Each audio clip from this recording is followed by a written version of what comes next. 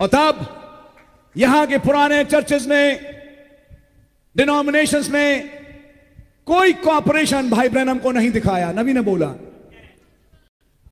केवल यही नहीं, यहां के अधिकारियों ने, मैं नाम नहीं लूंगा, उनको बीमारी थी, उनके पास भाई ब्रैनम गए, बुलाया गया, आप मेरे लिए दुआ करें। उन्होंने कहा कि आप मसीह को स्वीकार करेंगे? क्योंकि वो किसी का परवाह नहीं करते थे। जी हुजूर, आप उसके आदमी नहीं थे, जरा बोले माय हाइनेस, माय लोनेस, ये उनकी भाषा शैली नहीं थी। उन्हें साफ साफ एक शब्द बोले, क्या मैं आपके लिए दुआ करूंगा, आप ठीक हो जाएंगे, लेकिन क्या आप मसीह को स्वीकार करेंगे? उन्होंने कहा, मेरा मतलब था दुआ से, मसीह को स्वीकार करना ना करना मुझ पे छोड़िए, ये काम मैं भी नहीं कर सकता। उन्हें तो मैं भी आपके लिए दुआ नहीं कर सकता। उन्हें, क्या आपको मालूम है 24 घंटे के अंदर आपका वीजा कैंसिल करा सकता हूं? उन्होंने कहा, मुझे मालूम है हुजूर, जो करना है आप करें, लेकिन जब मैंने आपसे एक कंडीशन रखी दुआ करने की, तो ये आपको माननी होगी। उन्होंने कहा, ठीक है, तुम्हारा वीजा हम कैंसिल करते हैं, मीटिंग तुम्हारी बंद। यही कारण बने कि हिंदुस्तान से वो जल्दी से निकले प्लेन लेके। आपकी समझ में आ रही है? ध्यान से सुनिएगा। और तब लौट के अमेरिका में इस नबी ने इस देश के लिए कुछ बातें बोली। संदेश में पढ़े, 1947 में जब यह देश आजाद हुआ और 7 साल के बाद जब इस देश में वो नबी आए, तो देश को क्या कहा जा रहा था? गणतंत्र, डेमोक्रेटिक। इंग्लिश का शब्द है डेमोक्रेसी, जिसका हिंदी शब्द होता है गणतंत्र। पंजाबी को कोई शब्द है भैया, मुझे नहीं मालूम है। लोकतंत्र, लोकतंत्र, समझ में आ रही है आपको? लोकतंत्र देश माना गया। भाई ब्रैनम लौट के कहते हैं, हिंदुस्तान का 60% से ज्यादा कम्युनिस्ट है। अगर भाई ब्रैनम हिंदुस्तान की सड़कों पे बोले कि यह देश कम्युनिस्ट है, क्या बोलेंगे भाई ब्रैनम से? क्या बोल रहे हैं आप? यह तो गणतंत्र देश है, यह तो आजाद हुआ, इसके सिद्धांत गणतंत्र हैं, लोकतंत्र पे हैं। आप इसे कम्युनिस्ट कह रहे हैं?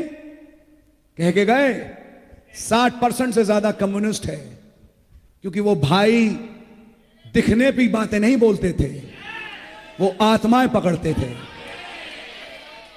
उन्होंने कहा, नेहरू ने मुझे बहुत एंटरटेन किया और नेहरू चाहते थे कि मैं लौटूं और मेरी अगली मीटिंग दिल्ली में हो। उन्होंने बोले जहां मैं लौटूंगा अक्टूबर में, चाहता हूं कि वहां मेरी एक सभा हो। जो लौटना उनका हो नहीं पाया, लेकिन नेहरू ने यह चाहा।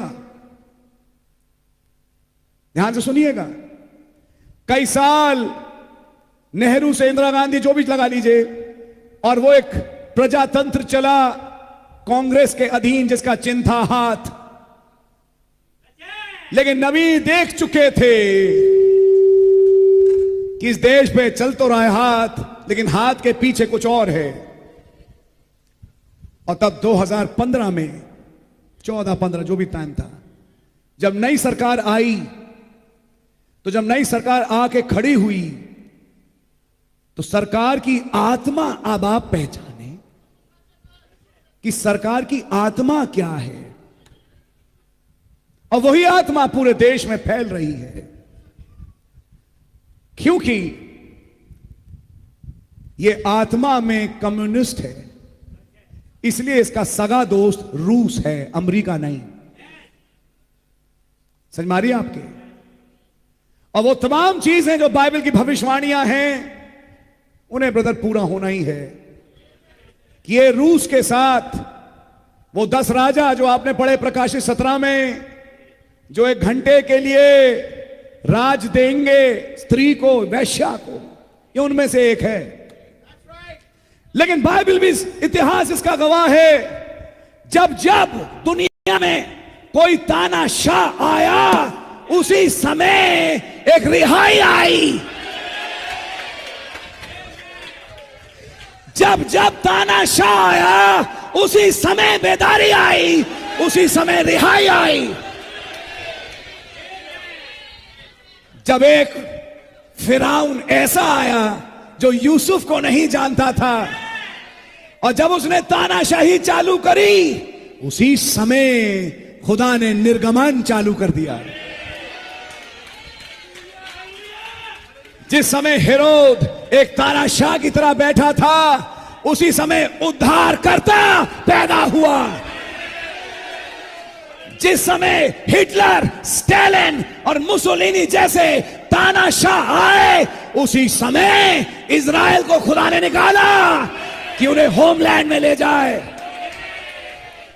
और अगर आज फिर से वो तानाशाह उठ रहे हैं तो घबराए नहीं। ये एक संकेत है कि अब हमारी रिहाई, हमारी बेदारी, हमारा उद्धार बस अब करीब है। अब हम यहां से जाने वाले हैं।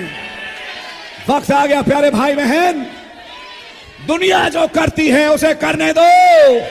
यहां साधुत हैं, यहां बलिदूत हैं, आप भी कुछ कर रहे हैं।